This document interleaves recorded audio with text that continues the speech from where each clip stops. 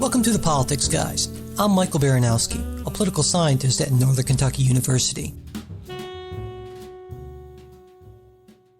This week, instead of an interview, Jay and I are doing a special show on the politics and policy of climate change in the aftermath of President Trump's decision to pull the United States out of the Paris Climate Accord.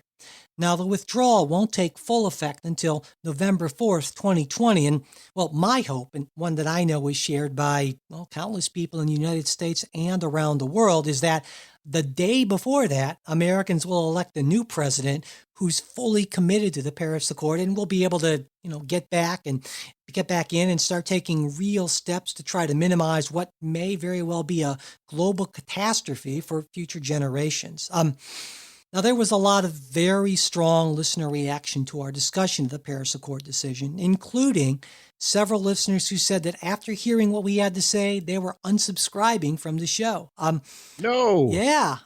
We always hate to see people go, but given how passionately so many people feel about this issue, we wanted to address some of the critiques that we received. But before we get to that, we're going to talk about some developments in this area that occurred after President Trump's announcement.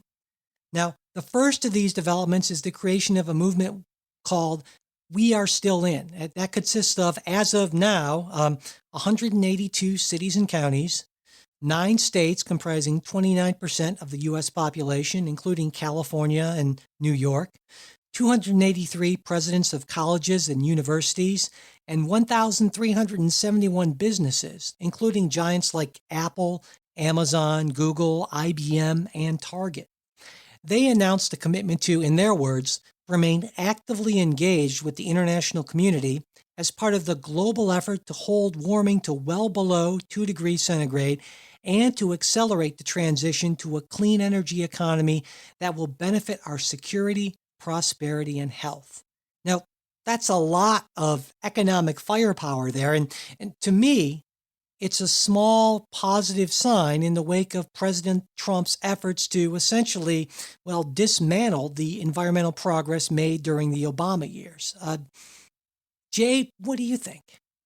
To me, first of all, look, if various cities, counties, companies want to voluntarily cut their carbon emissions, well, super. You're not going to get any argument from me on that. And in fact, it sort of raises the question then of, well, why did we, if they're actually going to do all this, why did we need the treaty? Being that it's not enforceable, not even monitorable. If they're going to do it just because they want to do it to either be good environmental citizens or to gain a public relations benefit or to appeal to a group of voters, okay. But it almost argues against why do we need an international agreement if we're all going to do it anyway, and we're not binding someone else to do it. So look, I think that's it's all good. And if liberals feel they're sort of sticking it to the Trump administration by doing that, then good for them. But I'm still sticking with where I am, that it's not going to make that much of a difference at the end of the day, simply because I don't think you're going to see compliance from these other signatories. So. Okay, my thoughts on that are somewhat different from yours, as you might expect. But before that, I want to thank our first sponsor for today's show, SeatGeek. Buying tickets to live events can be a pain. Doesn't have to be, because SeatGeek gives you a smart and simple way to get tickets to concerts, sporting events, pretty much any live event you can think of. And with SeatGeek, you can find the best seats at the best prices. It's fully guaranteed, and it only takes a few taps, or if you're using it from a computer, you're an old person like me, a few clicks. I've got the SeatGeek app. I've got SeatGeek on my bookmarked on my PC and my Mac, and just yesterday, in fact, I decided I'd do an experiment, see how long it would take to go from actually opening the site to buying my tickets under 30 seconds. That's quick and easy, and the prices I got, great prices. So definitely, I highly recommend SeatGeek. And it's not just buying tickets. you can track and get updates on, let's say there's a specific venue you like to go to, you want to know what's going on there. SeatGeek will do that for you, or specific performers, they'll notify you when they come to town. So it's really, there's a lot going on here. You can even connect with Spotify, your music library, Facebook to get notifications about the artists that you listen to or follow to. Even when you buy a ticket, they'll even put the day and time of that event where you buy the ticket for on your calendar if you want. And if you don't want, they won't do that. So best of all, Politics Guys listeners, you get $20 off your first SeatGeek purchase. Just download the SeatGeek app, enter promo code PoliticsGuy, no S, just PoliticsGuy, and you get $20 off your first SeatGeek purchase. Again, that's SeatGeek app, or you can go to SeatGeek.com if you're an old person like me and get $20 off your first SeatGeek purchase. Okay, so my response to this, Jay, and I really think that certainly this is kind of a conservative sort of thing in a way, right? Because it's businesses, it's federalism, it's states saying, hey, we're going to go our own way on this. And we'll talk a little bit more about federalism in the context of specifically California in a minute here. So in a way, these are very conservative principles, and true economic conservatives should embrace this sort of thing. And you do, certainly. I just did. Yeah, absolutely.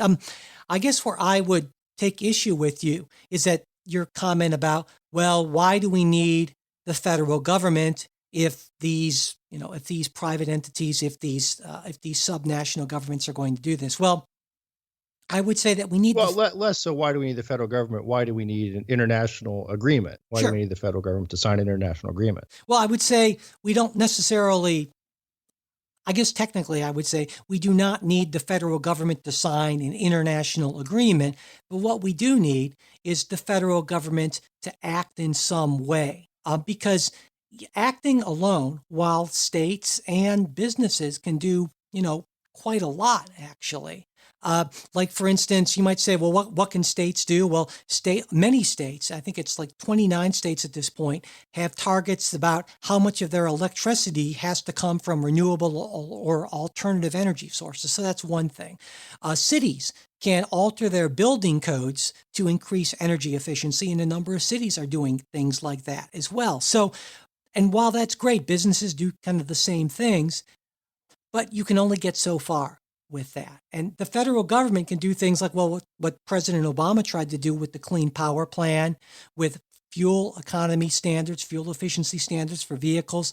Those things can make a huge, huge difference. And you take that chunk of it out, and it makes it so much harder for us to get to the point where we need to get, where essentially we want to get to a point where we don't bake in enough global warming into the system, where we get to the point where there's no turning back potentially. And so that's why we certainly need businesses and we need states to do this, but it's not going to be enough alone. And the idea of, we don't technically need an international treaty, sure, but that kind of helps because we all need to work together on this. It's not a national problem.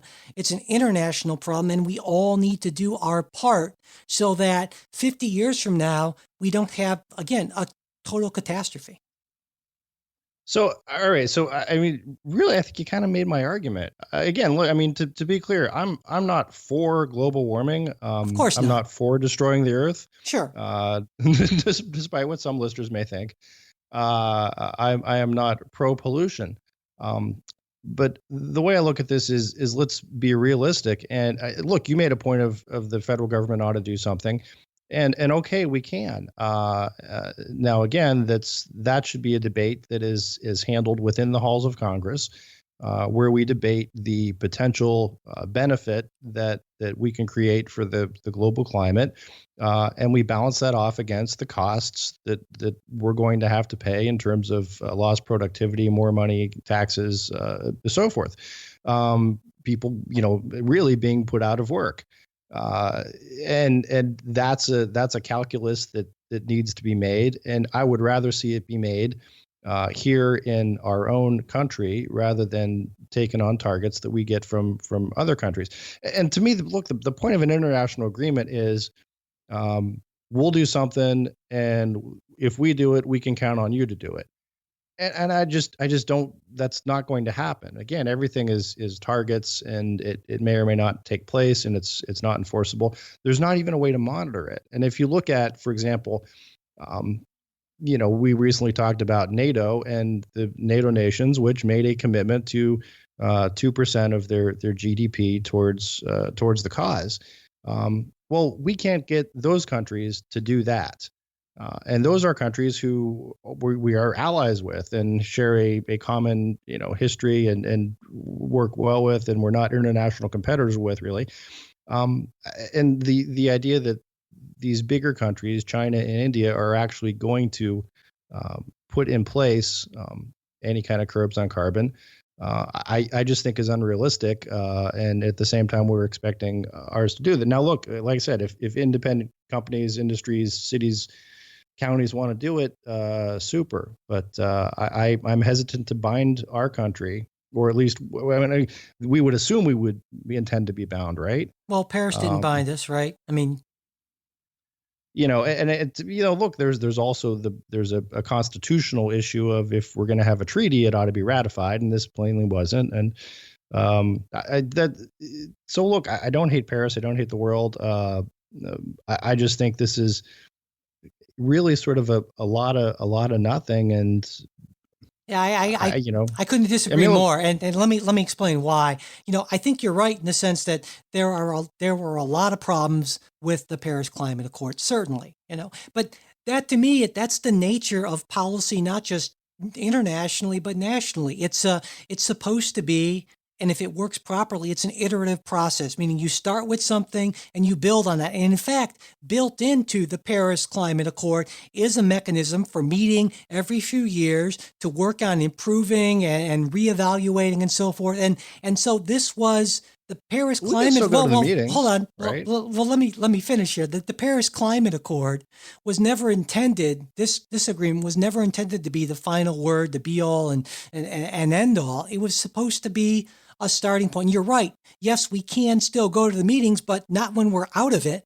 So, I mean, why pull out of this when we have an opportunity to shape this? If Donald Trump truly wanted to work to make this a better agreement, then the way you do that is by staying in and using the process that was designed to make it a better agreement. You don't get out of it entirely and then just kind of carp from the sidelines. That's exactly the wrong approach to take. And that's why I think it was a really bad choice by the president. All right. But I think we're really sort of making the same point. I think we just come down on different place on the calculus. I mean, you would agree with me that this doesn't make, and again, to our many listeners' points, that we're global cataclysms right around the corner. This isn't going to change that. What you like about it is it provides a process and it keeps us inside the tent, and we still have that engagement, and that there is a something worthwhile in that engagement. I agree. I think there's something worthwhile in that engagement, but I think the economic cost to us, as it stands now, for us to honor it, where we don't really expect others to honor it, outweighs the value of that continued engagement, because I think we can be continually engaged regardless of whether we're in or we're out. They're still going to talk to us, and we may have even more leverage in this case being outside than we would inside. And look, that's a difference of opinion, but I think you and I, as far as the final piece of look, will this save the earth? I don't know if I'm hearing you right. I think we're on the same page that will look, probably not. It's maybe a piece of that, but. Well, sure. To me, though, it's like saying that, running around the block won't make you, that's not running a marathon, but you have to start somewhere, essentially. And so to me, this is the start of this process that might make it somewhat less likely that, not right around the corner, but that 30, 40, 50 years from now, we're dealing with a catastrophe of unimaginable proportions. And so I don't think... Or maybe not. Or maybe not, but I think that the magnitude of the potential disaster is so great that we need to be very cautious and we need to be very careful about this. And I believe, and this is where I think you and I differ, I believe that many people are weighing the costs and benefits incorrectly in this. And in part, I get why, because it's hard to see. It's hard to put yourself. That's fair. That's a fair point. Yeah. I mean, it's hard to put yourself 30, 40, 50 years in the future. So I know you don't hate the planet and want to see it destroyed. Of course not. And most people, there are some weird people who maybe feel that way, but I just think it's a question of people, just human beings, having a very difficult time trying to picture some future state decades from now. In trying to calculate costs and benefits. There's plenty of psychology experiments that would show that we're horrible at predicting future states of things. And I think that's what's going on here. And I only hope that this won't lead to, the not destruction of the planet, but certainly some pretty awful outcomes that could just be horrific, essentially. So, before we get to some related news on this, we also want to. Can I just make one? We talked about this years ago. A plug for Bjorn Lomborg's book, Cool It. For any of those folks who are really getting worried about this, you'll feel better, or maybe not, or maybe you'll feel more angry. But Lomborg points out, sort of takes my position that, he believes global warming is real. It's going to cause problems, but the way he looks at it are that the cost of the cure that we're talking about now exceeds the benefit we get down the road, and there's better ways to go about it. But we'll go on. Okay. Yeah, before we get to the second story, I just want to thank our second sponsor for today's show, Dollar Shave Club. They deliver you an amazing smooth shave. You can get high-quality blades and amazing shave butter delivered right to your door for an incredible smooth shave. And, with Father's Day, it's right around the corner. What better gift is there to give than a membership to Dollar Shave Club? And, I've said it before, I went away from razors because I hated the high cost and the inconvenience of constantly having to go to the store and get replacement cartridges. Well, not constantly, but it was still a pain, right? And those cheapo disposable razors, that didn't turn out well for me at all. Dollar Shave Club solved all of those problems for me. And I know, Jay, you're a fan of Dollar Shave Club too, right?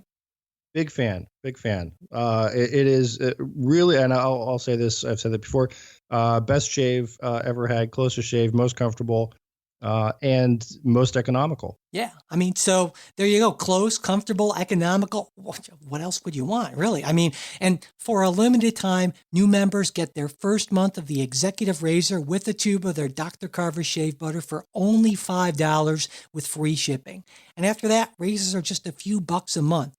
That's a $15 value for only $5. And your first month's box, you get a weighty handle, a full cassette of 4 executive cartridges, and a tube of shave butter.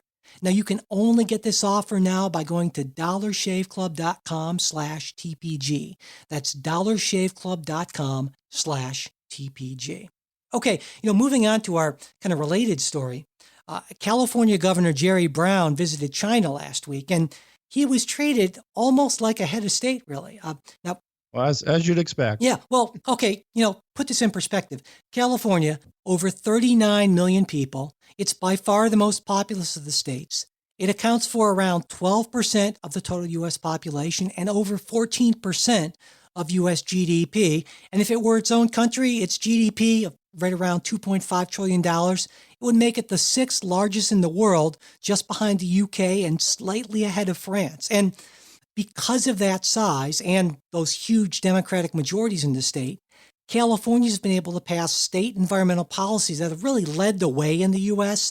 and made, I would argue, a not insignificant difference. So what do you think, Jay, about what California, what Jerry Brown are, kind of doing to sort of take the lead on this issue in, given the fact that the president doesn't seem interested?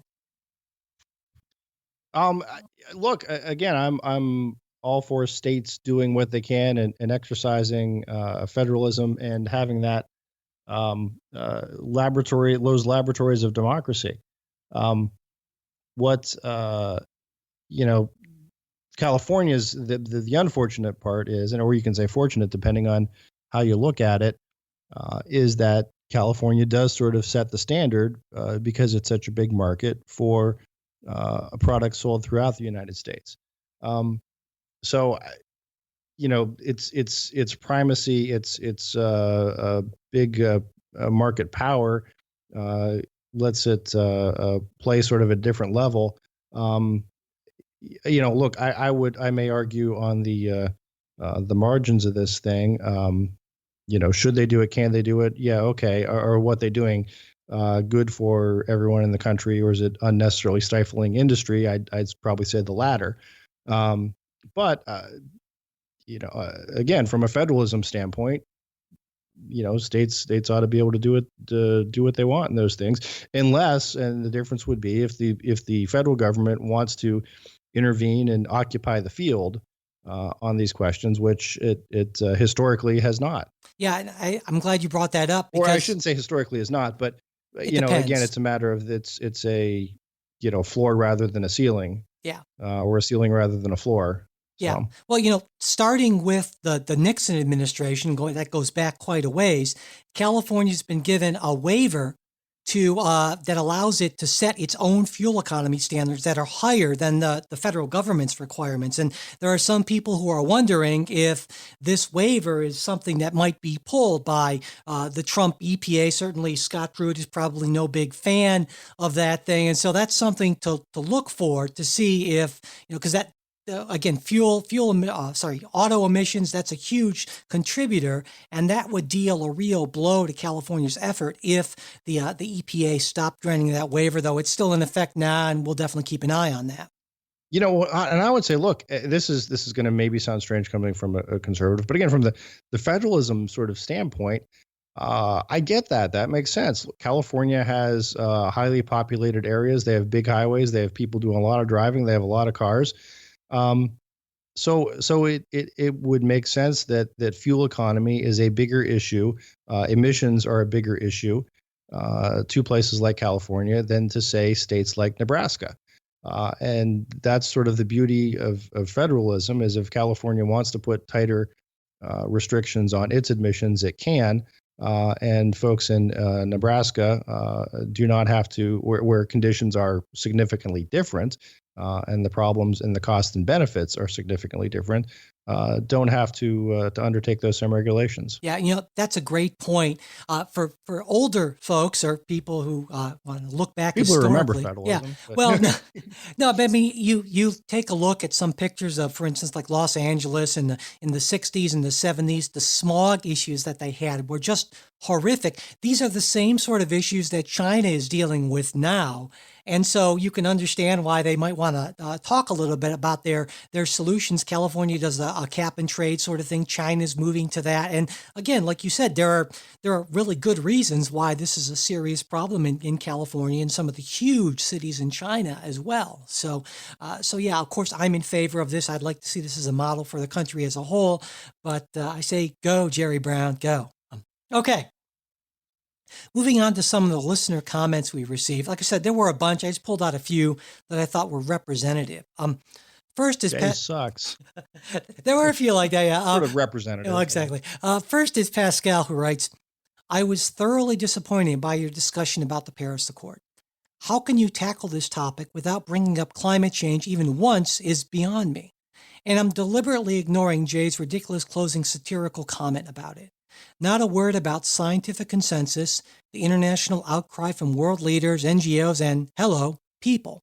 You failed to mention that even within the U.S., the Paris Accord is anything but partisan. According to the Washington Post, just 28% support the move, 59% oppose it. Focusing on economics as a straw man for the entire discussion was intellectually insulting to me. I appreciate what you're trying to do with this podcast, but this was entirely counter to your self-set goals. I wish you all the best for the future, and I'm sad to unsubscribe, but this has clearly shown that I have to find a different source to get a balanced view on the current political issues. So, well, Shay, sorry to see you go. I mean, I guess if you're here, yeah. If you need to find a different source to get balance because you disagree with what you're hearing, I mean, that sort of says it all to me. But well, in a way, I think this was maybe even more directed at me because I would assume, be the one who focuses. Be really expected more of you, Mike. Well, to present more of the case essentially. And, so it's true that we didn't talk about the scientific consensus on that. And, maybe I should have brought that up. And I definitely didn't focus as much on the seriousness of the threat, and maybe I downplayed that too much. And that's one of the reasons why when a number of folks said, "Hey, you should take a look at the science behind this a little more carefully and consider how significant the threat is," I take those comments seriously. I consider them, and that's why, as I mentioned on the Sunday show, I'm reading The Sixth Extinction. I'm going to be reading a lot more about this. I'm going to be trying to bring on a climate change expert. I think I'm going to try to talk to James Hansen, maybe Bill McKibben. I'm going to try to get them on. So I appreciate that kind of commentary, and I'm going to try to do a better job on my part of that, so you feel that you do get that sort of balance that, of course, you wouldn't get from Jay, who doesn't hate the planet, by the way, but who just sees things in a fundamentally different way. So there you go. Well, let's say that from my standpoint, again, I went at this from the Paris Accord as accepting all the scientific predictions and all the predictions upon which it was based as true. I still think getting out was okay. And, this is kind of funny because this is probably the third week we talked about it. And the first week, I think my response was, well, get in, get out. It's not going to make much of a difference at the end of the day. And that's really still where I am. And I'm not, we can have an argument about the science, but that's not my point is, look, even if you accept all the science that goes into the Paris Accord, my concern isn't so much with whether or not my concern is what's being proposed isn't going to work because it's not enforceable. There's no mechanism for it, and countries are going to behave in their own self-interest, perceived self-interest, regardless of international agreements. And so, yeah, if you want to say I'm taking an economic view of it, I suppose I am. But in the bigger picture, that's what this is all about. This is about, making choices between potential detriments in the future and current detriments, restrictions now. Yep. And so I see your point, and I certainly think that one can look at this through an economic lens, and we tend to look at, especially people who are kind of policy wonky, like you and I, tend to focus on things primarily through an economic lens for a lot of reasons, in part because it's kind of measurable metrics, right? And that makes sense. But I think there are also other ways to look at this, and I think this is where some of the really impassioned responses come. People who say, well, yes, there's the economics, but there's also a moral, kind of ethical way to look at this is, what are we doing to the planet? We are destroying, many, many species. We are creating potentially an environment for future generations where, we're not paying the cost, but we're putting those costs on, and not just economic costs, but in terms of health and being able to enjoy nature and so forth, and just the destruction of a lot of species and so forth. And so that's much more of a moral argument, just like, for instance, you could talk about reproductive rights and abortion in an economic framework, and certain economists do, but it's also a moral issue as well. And I think it's absolutely fair to say that we didn't really talk about the ethical implications of this. It's not necessarily, I would say, our strong suit, our area of expertise, but I don't want to downplay those people who say, we have an obligation to the planet. We have a moral obligation to the planet, and we are ignoring that for short-term economic gain. I certainly have a lot of sympathy for that argument. To a certain extent, I absolutely buy into that argument. I think that's fair and true and just. So I would say, look, and this is, if you want to ask me where I am on the moral piece of it, I think absolutely we have an obligation to the planet and to future generations. I come down at a different place as to how that obligation is best fulfilled. When we're talking about countries doing things, or companies, cities, businesses doing things voluntarily, fantastic. But I also think we are in a better position. It is more morally correct to not bankrupt ourselves sort of in the future. And again, I'm overstating it. Look, I mean, to the extent that conservatives say this is going to bankrupt the U.S. and also it's not going to happen. To the extent that liberals say the world is going to end, I don't believe that's going to happen either. And again, I don't think the science says that's going to happen. But I think we are in a better position on all fronts if we're a more prosperous society. You're in a better position to deal with whatever challenges come from climate change, be it man-made, be it otherwise, than by making these sacrifices for what will be, even as the science itself self acknowledges, fairly minimal gains 100 years from now, providing everybody actually does what they say they're going to do, which they won't. Here's kind of how I see it. I'll use a kind of try to put it in different terms. I think how you and I differ on this is we both acknowledge that climate change is a real thing and that it's being driven in, a certain extent. You and I might disagree on this, but it's being driven in part, certainly, by human activity. And yes, so the question I is, think we can absolutely agree on that. Great. So, we are not, some people suggested you were a climate change denier, and, that's not the case. So, but I kind of see us as kind of hurtling down this hill, picking up speed, and sort of my position, and I think a lot of folks on the left is saying, well, we need to start putting on the brakes right now because this is just going to accelerate. And that's one thing we know scientifically about climate change is, already what's happened in terms of our emissions to this point, that has effects that are baked in 20, 30 years into the future. We can't do anything about that sort of thing. So, we differ on the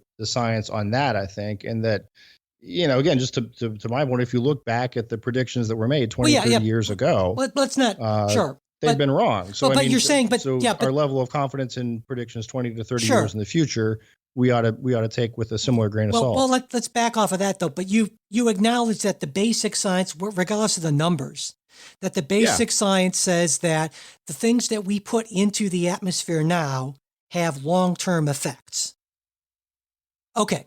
So that's what I'm saying. So we're kind of hurtling down this hill, and our, on the left, myself and my friends on the left are saying we need to put the brakes on now because we keep on gaining speed, and we're going to get to the point where we're gaining so much speed that we can't stop it anymore. We're going to reach a point of no return. And what I hear you and some, decent people on the right saying is, yeah, that's true. But if we grow the economy enough, we're going to develop much better braking technology that actually is going to be more effective at a lower cost. And I think that's where that's exactly it. Yes. I was going to say, let's take the money now and get a better car with better brakes. Exactly. And so I think that's the distinction. And my response to that is I'm just uncomfortable about putting that much faith into future braking technology, and you're more comfortable with it, essentially. So it's not that you don't believe climate change is not a real thing and could be a huge issue in generations to come, but you have much more faith in technological progress than maybe I do, essentially. Okay. And there was another point, and a number of folks brought this up as well, saying that, well, isn't Jay just being an apologist for President Trump, who's a climate change denier? And I know, Jay, you're uncomfortable kind of responding to that, and I get why, but I know that that's not what you're saying. That's not the case at all. You're certainly not a fan of President Trump. You occasionally somewhat fall into coincidental alignment with him on certain things, but for very different reasons. You pretty much, when you agree with Trump's decision, you're issuing a concurring opinion, and you're not joining the majority opinion on that for the most part. Yeah, no, I mean, to the extent, am I an apologist for Trump? I doubt it. My role on this, I think, is to put out the general conservative, as I see it, position on certain issues. And the conservative position on a lot of climate change issues has been, to the extent, and again, I'm not a denier. I would say, a skeptic on, especially on the ability to make these changes and the difference they're going to make. But conservatives have typically been more in favor of their own bilateral nationalist sort of approaches to things, rather than joining in on big internationalist projects. So yeah. And again, it's also sort of a funny thing that, again, when we first raised this issue a couple weeks ago, my position was sort of ambivalent, and again, still is. I mean, get out, stay in. It probably doesn't change much. I think marginally, it's better to be out. But the English philosopher Bertrand Russell once said that, look, if your reaction to someone's position, if your first reaction is anger, is emotion, then perhaps you're not getting there from an intellectual place. And I really think there are people out there, and they certainly mean well, and I get it. You'd be surprised. I love nature a whole lot, and I very much care about how things are proceeding, and so I mean, I'm just trying to say, I don't come from a place of I'm here to defend Donald Trump, but I think my role is to point out there's a different way of looking at things, and sometimes that comes down to economic cost benefits, and I think sometimes the more moral choice is to support the choice that's going to better equip you to deal with issues in the future. Sure.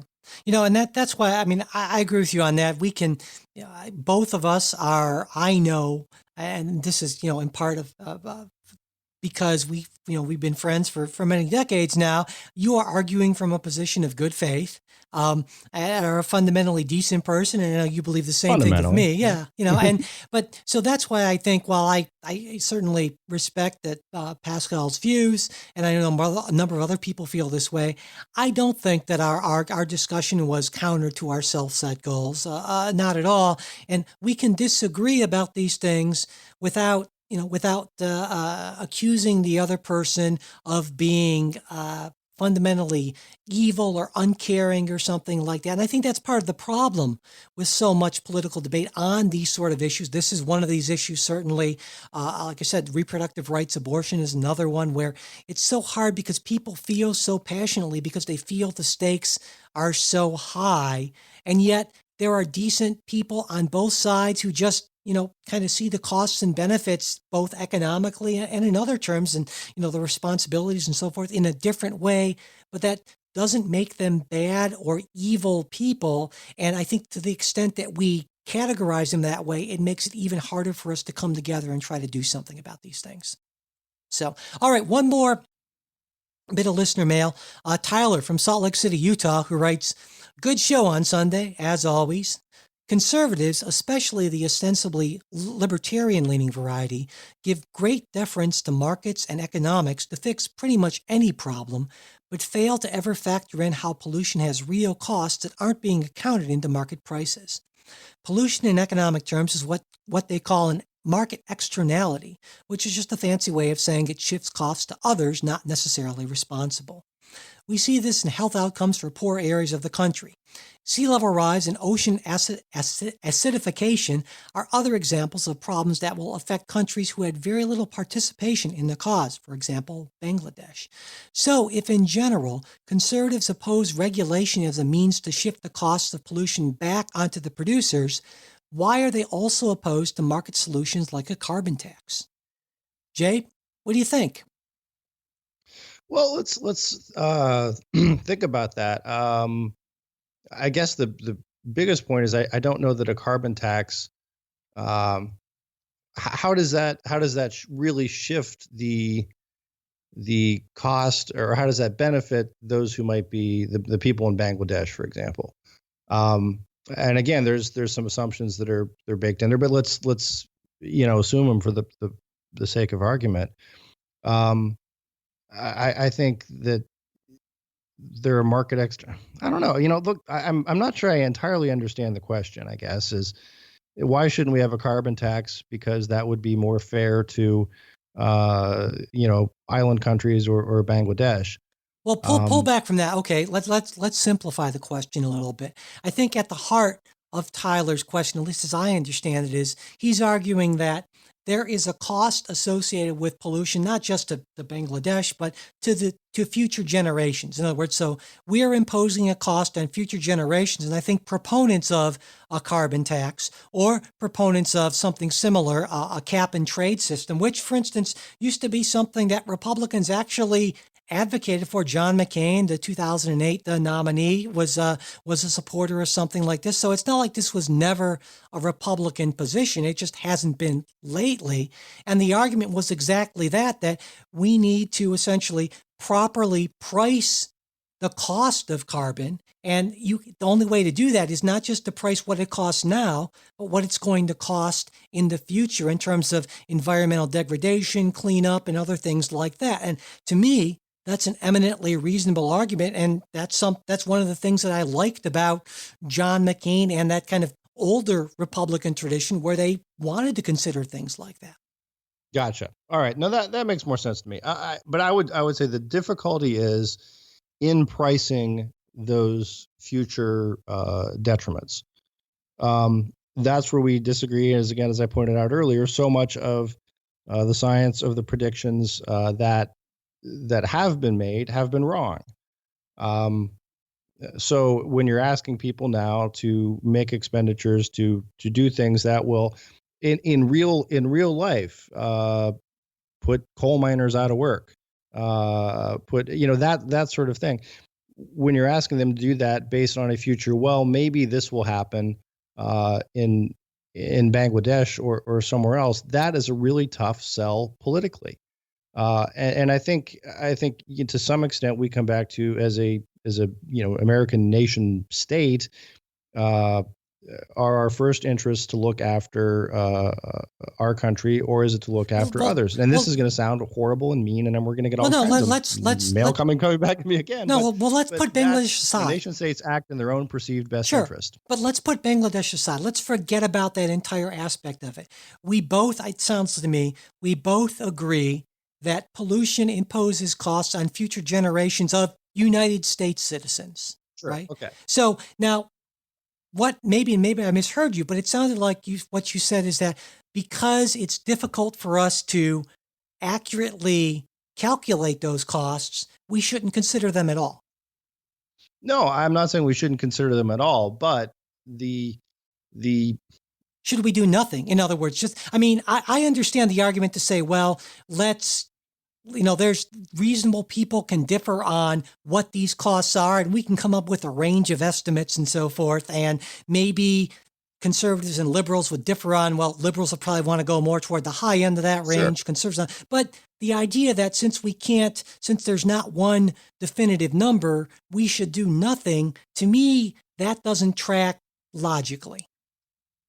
Well, how about this? The other thing to consider is in terms of what's being done and who should pay those costs. What about, as we've mentioned before, the Chinese and the Indians? The Chinese are certainly putting out more than double the emissions. But again, let's not focus on them. Let's just would say we would pay the costs, whereas they may or may not. Now, I'm not opposed to a carbon tax or a cap and spend, in principle, but. Yeah, I mean, I just been talking specifically about cost to future generations of Americans. It doesn't happen. Sure.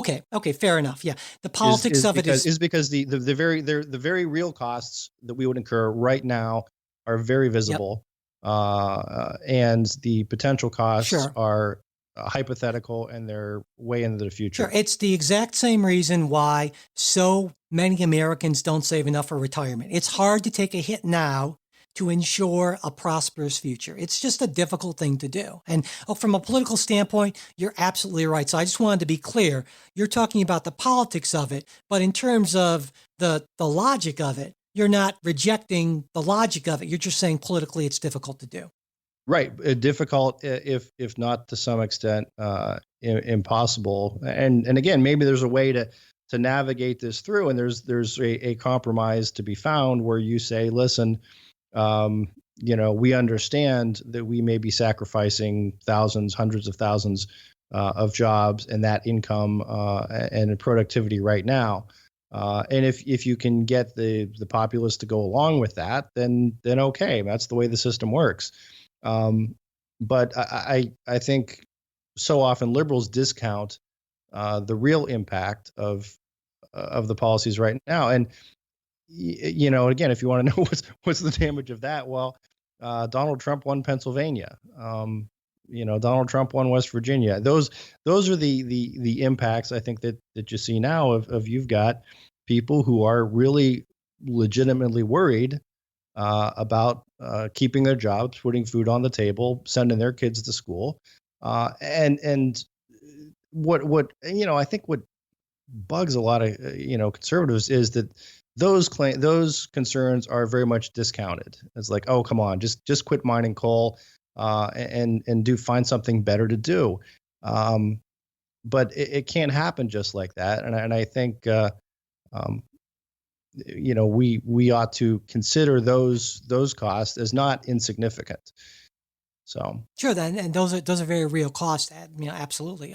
One final point I want to make on this is you a couple of times have referenced the science having been the predictions having been wrong and so forth, and certainly I wanted to kind of not really push back a ton, but push back a little bit on that. I think there's this narrative on the right that scientists are just these crazy liberals who've made these wild predictions, none of which have come true.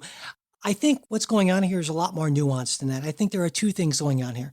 Number one, the global climate is an incredibly complex system, and our models have been imperfect. They improve over time, but they certainly 10, 20 years ago, they weren't nearly as good as they are now. Well, hold on, but secondly, I think a lot of what happens is when you read the actual reports, the scientists, the reports give you a range of things. And what the media does, and what the scientists we hear from the most, who tend to be the most kind of media-friendly folks, are the folks who push the envelope of the most catastrophic things. And that's just a common thing. Amen. I couldn't agree with you more on that. But yes. I think, it's not so much that the science has been wrong. It's that everyone has been focusing on the most, the most worst case scenario type of things, essentially. And so when the worst case, because it's not the worst case scenario that's the most likely. There are most likely scenarios, and there are things at the outer bounds, but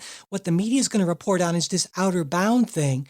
And if you take a look at the kind of most likely scenario thing, those are a lot closer into what's actually been happening than those way outlier kind of predictions. And I think so part of it's just a communication issue. People communicate those most radical possibilities as being obviously the most sensationalistic, but they're less likely to happen than the still severe, but not quite as headline grabbing type of things. Yeah, my example would be, and I think you're exactly right. The scientific papers, again, there's lots of wiggle room. There's margins of error. Here's this is most likely to happen. There's this percentage chance that this could happen. Are tend to be much more moderate just by the nature of scientific inquiry, and this is how we sort of set out what our potential conclusions are going to be, and we have all the caveats, and but this might not be if this happens, and so forth. But what I'm to more is when politicians or the media pick up those reports and make sort of wild pronouncements that the world is going to end soon, as look, Al Gore did. Academy Award winner Al Gore did in 2006, where he predicted 75% of our Arctic ice pack would be gone by last year. It's not. It's it's fine. And there are these statements that again, are just absolutely nonsensical. And then if anyone challenges them and says, "Hey, wait a minute, come on, that's not right," it's like you're denying science. And no, I mean, what can be more scientific than looking at here's what was predicted, here's what actually happened. And this is, I'm just going to throw out one more example of this, and this is something that concerns me sort of personally. Is as you know, Mike, like most rich conservative big shots, I enjoy yachting, and I have a boat down in Lake Erie. And I had been concerned years and years ago because the global warming models, the predictions kept being that there would be sea level rises on the coast and so forth, but actually the Great Lakes would be depleted, and there were supposed to be significant droppage in water levels of the Great Lakes. As we stand here today, Lake Erie is at almost a record high water level. And it's one of these things. This is something that actually worried me years ago. I'm like, oh, geez, this is gonna suck. I'm gonna be running aground. I mean, is the harbor gonna be deep enough? And it hasn't. Again, this was a prediction that didn't come true, and I suppose I'm cherry picking on that. But it's something that it is a personal observation to me, that it just isn't so. And so I would caution so many of the folks who get really worked up about this to sort of step back and consider, maybe the predictions that they're hearing are these wild worst case scenarios and not actually what is likely to happen. Right. But by the same token, you're not saying that since the worst case scenarios haven't occurred, that we should just dismiss the scientists as a bunch of liberal activists who are that are conducting fake science. No, but but nor should we be afraid to push back and question and say, look, this was predicted, this didn't happen. Why not? Yeah. What's wrong with this model? Yeah, I think, and certainly, and sort of say, look, we ought not to maybe use this model to the extent it's been proven incorrect to make future predictions. Or at least, and as you pointed, it's sort of tough. I mean, like Yogi Berra said, predictions are always tough, especially when they involve the future. It's tough to know until your model's working, until you've had it, running for a good 20, 30 years. So yeah, absolutely. And so once again, I think you and I, will probably not entirely please a lot of people on the further left and further right of us on this, because we tend to believe that there is some sort of reasonable middle ground, and that both sides can be guilty of maybe emphasizing incorrect or overemphasizing certain parts of the science for their own partisan ends. And of course, you and I are certainly above all that sort of thing. Absolutely. All right. Well, that's it for this special climate change, politics and policy episode of the Politics Guys. And today we'd like to thank again our two sponsors. The first is SeatGeek, the fast and easy way to get seats for live performances. Download their app and use our code PoliticsGuy, that's no S, and get $20 off your first purchase at SeatGeek. And also Dollar Shave Club, the smarter choice. For a limited time, new members can get their first month of the Executive Razor 4 cartridges and a tube of their Dr. Carver's shave butter for only $5 with free shipping. Great Father's Day present. You can only get this offer by going to dollarshaveclub.com/TPG. That's dollarshaveclub.com/TPG. We'll be back with a new show next Wednesday. We hope you'll join us.